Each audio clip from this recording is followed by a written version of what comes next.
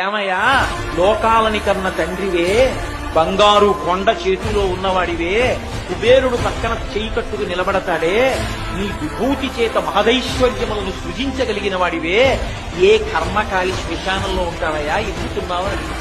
పార్వతి, నా కర్మ కాని కాదు, నాకు చేత కాక కాదు, నాకో 100 గజాల స్థలం లేక కాదు, ఈ సమస్త భూమండలం నాది, అన్ని బ్రహ్మాండములు నావి.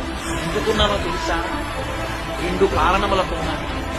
నా అంత వాణ్ణి నేను చల్లగా ఉంటాను, పొడుగ్గా ఉంటాను, నాకు ఇంత పాండిత్యం వచ్చు, నాకు ఇన్ని ఉపన్యాసాలు చెప్పాను, ఇంత బాగా నటించాను, ఇంత ఐశ్వర్యం ఉంది, ఇంత పెద్ద ఉద్యోగస్తుడిని, ఇంత అధికారిని, ఇన్ని చెప్పుకున్న వాడి ఊపిరి వెళ్ళిపోయాక వాణ్ణి తీసుకొచ్చి కొడుకు కట్టెల్లో పెట్టి అగ్నిహోత్రంలో వేల్చి కపాలం పగిలిపోయాక ఇంటికి వెళ్ళిపోతాడు స్నానం చేసి. అప్పుడు ఆ జీవుడు శరీరంలోంచి పైకి లేచి ఈ చుట్టూ ఉగ్రమైన భూతగణములను చూస్తాడు. నా వారన్న వారెవ్వరు ఉండరు. సూర్యాస్తమయానికి ముందే ప్రేత సంస్కారం అవుతుంది కాబట్టి తిరిగి తన ఇంటికి వెళ్ళలేడు. ఆ శరీరంతో ఇక పంపడు బయటికి. కాబట్టి పగలున్నంతసేపు అక్కడే ఉండాలి. అవన్నీ చూసి అడిగిపోతాడు.